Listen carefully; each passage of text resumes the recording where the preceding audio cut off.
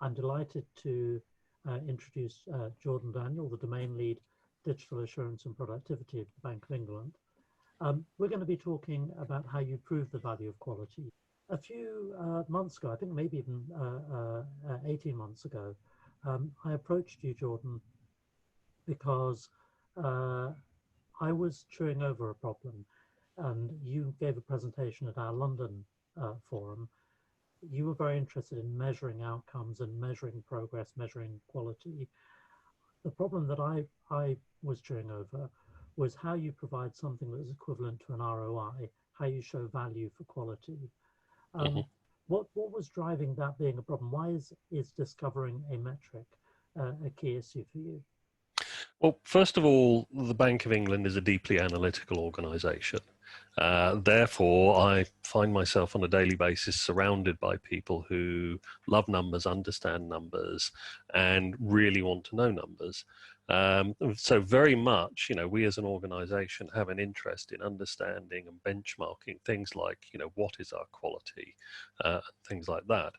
But secondly, the problem that I found was that how do I place that in a broader context? So I'm able to measure certain things within my organization. And the constant challenge that comes back to me is, yes, but how does this relate to other organizations out there in the country and the broader world that, are comparable?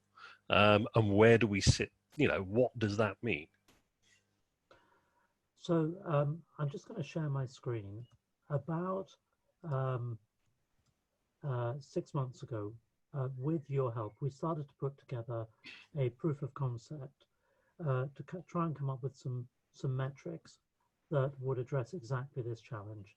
How do we show the return on spend on Q&A? Most of us know what we're spending on quality assurance, and more broadly, I've used the term QA quite often, but I should really be talking about quality, because QA is often thought of as that function that is running tests, but quality starts with how you design in the first place. So how do we know if we're improving? How do we compare, as you say? And you're a market supervisor. If reliability of banks is dependent on reliability of software, then how do we demonstrate solidity to the supervisor and regulator? We started to measure, with the help of half a dozen different firms, including the bank, a number of very significant, very straightforward macro issues. What's the spend on remediation versus overall development? What's the spend specifically on quality assurance and testing? What's the internal external spend?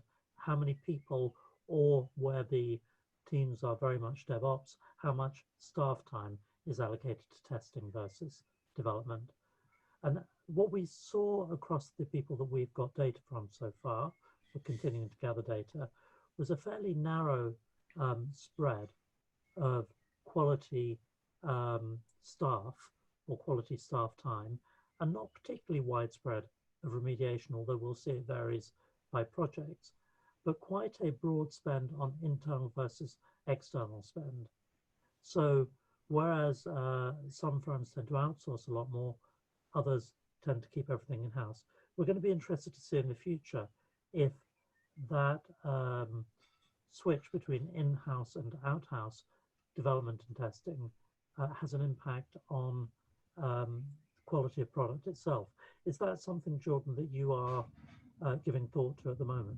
Absolutely. And first of all, I'd like to say, Justin, that, I'm really excited about the stuff that's coming out of here, because I'm looking at this and I can see a number of ways in which this can help me frame discussions that I need to have, challenges that I face into, and it does provide a certain amount of context. So from our perspective, we at the moment are a very outsourced testing model. So approximately 3/4 of the testing that we do is outsourced. So we would score very up in the upper percentages in terms of spend versus internal versus external.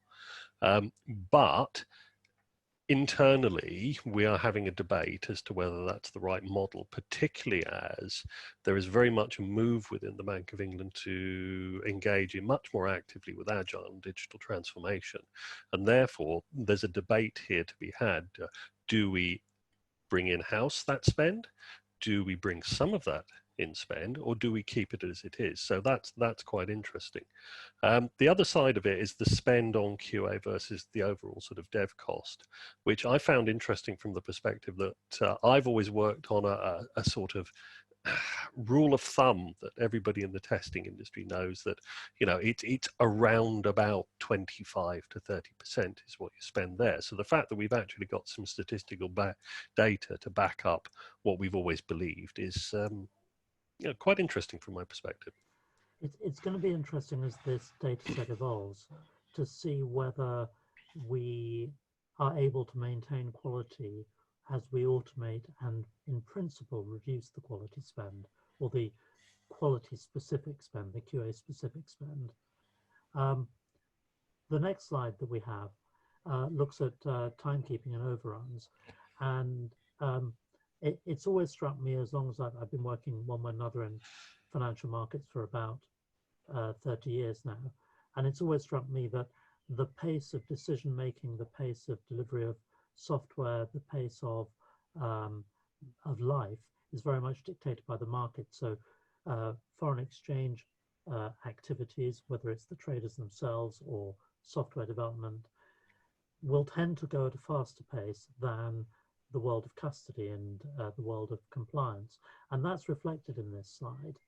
But what is also very clear is the assumption of the timekeeping for waterfall models over agile models is not what I expected. So you would think that agile would have, well, rather waterfall models would tend to have their remediation run sequentially from development, whereas agile, it should be bound up, and therefore overall timekeeping should be quite different. But in fact, what we find is that the project overruns are very similar, because the new waterfall is breaking projects up into sections of projects and getting testing and remediating done early. So it's a quasi-agile approach, but still with differentiated personnel. Have you looked at the sort of traditional waterfall, what I'd call the new style waterfall, versus the fully DevOps model, and where are you on the bank on those issues? We're very much on a journey, and again, this is, there's crucial pieces of information that's going to help me frame debates around this. We have traditionally been a waterfall, and quite unashamedly waterfall, development shop, but in recent years we've moved to much more of a mixed model. So we would do iterative development, possibly verging towards proper agile with development and testing blended into the same team, but always fall out into a waterfall testing phase at the end. Currently, we're looking at and arguing about, to a certain extent as well, how much can we go pure play agile? I don't believe we will ever, as an organization, be totally pure play agile, but I do believe that there's a place for it. But the interesting thing about these things, the numbers that we've got up here, is first of all, in the first column, where we've got the total number of defects against those caught in production, and you can see a clear delineation between waterfall and agile. So if we go pure play agile, we can make it with the conscious choice, knowing that there's likely to be a higher number of production defects, and that may well affect which systems we do this on. The other one that I found interesting here was the overrun, and how little difference there was between the averages for agile and waterfall. So, because I mean, traditional folklore will say that agile will get there more on time, but that doesn't seem to be borne up by the statistics. So far, it certainly isn't, but I just should, for the benefit of the audience, reiterate, this is a preliminary set of data. We'd be delighted to have more data from more firms, and are working with partner sponsors on that as well. But it is it's nonetheless a powerful preliminary set of data. Um, if we look at the staffing allocation, so the previous slide, we were looking at pretty much the same issues, but the elapsed time, how long the projects took to run. Now we're looking at staffing allocation. And what we see is that waterfall projects, in fact, end up not with less, but more staff effort allocated on both QA and remediation in order to keep pace. So having mixed teams may not necessarily mean having more efficient teams. I think the jury is out. And I suspect that may be a learning point as to how you train your team to be effective with their new hybrid roles. Any thoughts on that one, Jordan? No, absolutely. I mean, when you look at these sorts of things, the numbers for the average for waterfall is kind of about where we are. And, this is, and as we move more towards agile, there are certain lessons that we need to learn from there. It's, the executive director in charge of technology within the bank has a view that by moving to agile, he will be able to cut the amount of effort that goes into QA for the same kind of quality. And I think, the interest of these sorts of numbers is saying that, well, yeah, okay, that's possible, but it might not be as much as you think it is. And there are also lessons to be learned as to the sorts of roles that people have and how you go about doing it.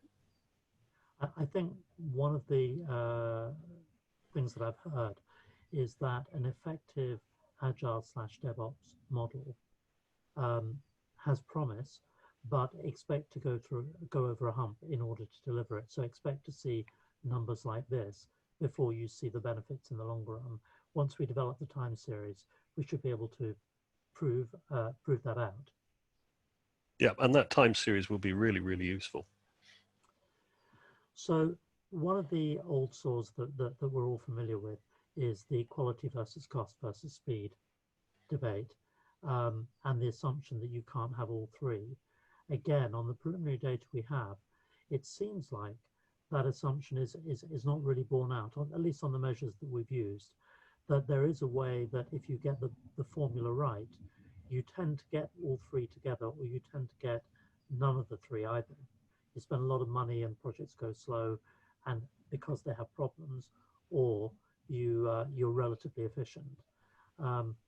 So maybe that speaks to the inference that can be drawn from what I was saying before about the need to get the team balanced up. Have you seen any evidence for or against that? Very much so. I mean, one of the projects that we had, it was set up badly and it continued down that vein. And to give a kind of context to that particular project, we over the last 5 years have delivered north of 200 projects. This one particular project overran by more than 18 months. The cost of it spiraled, and it's accounted for somewhere between 20 and 25% of all defects raised at the bank in the last 5 years. And it is a case of that one there has gone badly wrong. But on the converse side of it, we have, say, waterfall projects that have been set up well, run efficiently, delivered on time, not overrun, and came to the level of quality. So I absolutely agree with what this is saying, is that there is an element about it. If you set something up, it's not necessarily whether it's agile or waterfall. It is about the whole broader picture and how things are run that is an indication of how you can balance all of those three things, and that you don't necessarily have to trade one off against the other. The goal, in a sense, of this whole approach is to drive towards return on investment, as I mentioned at the top of our conversation. And we've come up with a QA vector analytics quality score, which is essentially a composite measure of the elements that we looked at on the previous slide that look at quality and speed and cost. And then we are comparing on this slide to a ratio of quality over spend on quality. We can debate the way we've done the maths. We can debate exactly what are the right measures. But what we're trying to look at here is the trade-off, or not the trade-off, but the comparison between overall quality and whether you're spending the money wisely. For the groups of projects that we set out here, there seems to be a correlation. But the bang for the buck and quality seems to sit best with the familiar space and go hardest in both agile and in the tough global markets projects. Does that fit well with what you've seen in the real life projects that you've been running at the bank? I mean, that is very, very interesting for me, and it is a really good metric for me to look at and, introduce back into the organization and say, look, these are the sorts of things you're talking about. I mean, we do tend to prize quality because the bank it's very precious about its name. Reputational damage is everything, and we do tend to spend much more time making sure that the quality is right, which leads to the challenge that's over expensive and over time consuming, etc., etc. So having a metric like that which says, well, actually the familiar around waterfall does actually not only achieve quality but is efficient around spend is a very interesting thing. What it also says to me around the agile as well is that that it comes back to what people say, which is actually in the long term agile may be able to get up to those things, but as you introduce it you need to expect that you're going to take a hit. To talk a little bit more about the project that we're running here, we've produced this first set of outputs. We absolutely recognize the challenge of measuring quality versus measuring how effective your tests are. Very different things. They may be linked, but they're substantially different. Also, the challenge of comparing waterfall with DevOps, and the challenge of comparing customer-facing journeys with, let's say, back office functions, as well as respecting the fact that some institutions are more concerned to measure via their customer experience and others more via outages, for example. So what we're trying to do is gather all the data that will allow us to come up with composite measures that are meaningfully interoperable. Why has the bank chosen, and we're very grateful for this, to make a 3-year commitment to us as we build this project? What's the driver behind that, if I may ask you? I mean, the driver behind it really is as a public sector organization, we have to recognize that the money is not our own, okay? It is the public's money. And, we scrutinize ourselves on a regular basis to say, are we providing value for money? And therefore, the driver behind buying into this is that, it does enable us to look at ourselves in a wider context and say, where do we stand? How can we improve ourselves? What is this information telling us? And how could it drive us to do better? But also it enables us to make informed choices about how far we go down the road of agile, how quickly we go down the road of agile, and, knowing that we can glean from statistics that there are going to be consequences of doing that, we can prepare for them. So all of this is really, really useful information to us, which is why we were very happy to take part in it. Thank you.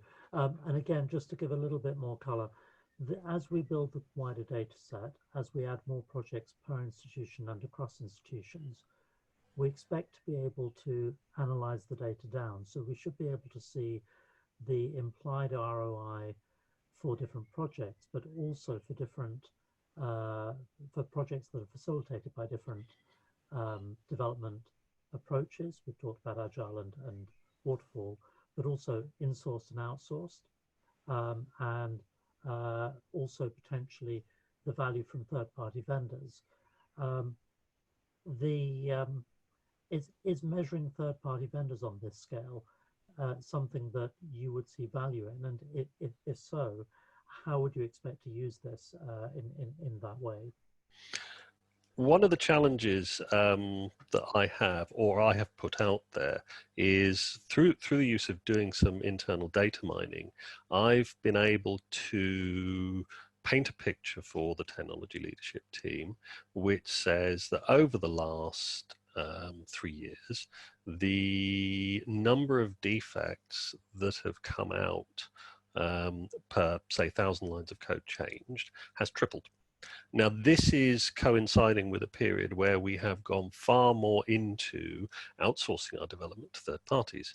And therefore, there seems to be a direct correlation between the two. So if we can have genuine metrics around these things, which enable us to measure whether or not third parties are delivering to our expectations and to our levels of quality, that is quite useful. Because, I mean, from my perspective, the poorer the product that comes from development into the test, the more I have to commit resources in order to make sure that we are actually getting the quality that we want.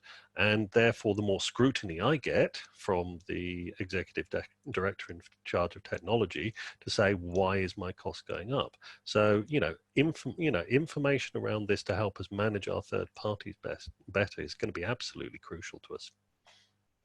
So that's very interesting, because one of the things that we identified when we went through some of this analysis offline, and we've obviously had the opportunity to look at the performance of some specific Bank of England projects, which I won't be so indiscreet and reference specifically now.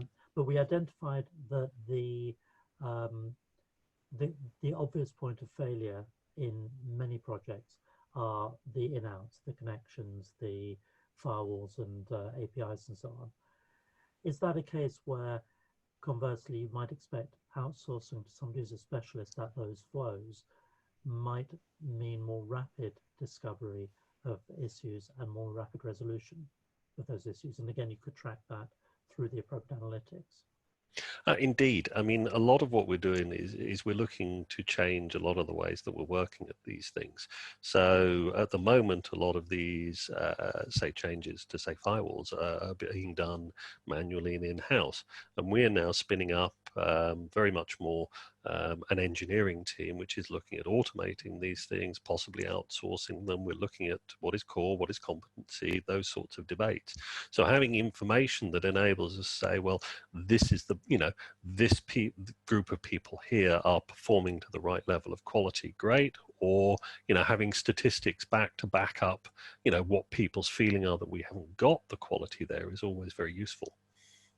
Are there particular areas where you're looking to apply automation technologies in the near future? In my area, there are two definite trends in the way that we are looking at things. First of all, we have gone and invested very heavily in the latest generation of automation tools, Eggplant in particular, and we are very much looking at that to be very much part of our DevOps toolchain, but also it's supporting a automation first strategy that we are promoting forward. The other set of tooling that we're looking at is one of the big issues that I've had and have been facing into for a number of years is around environments.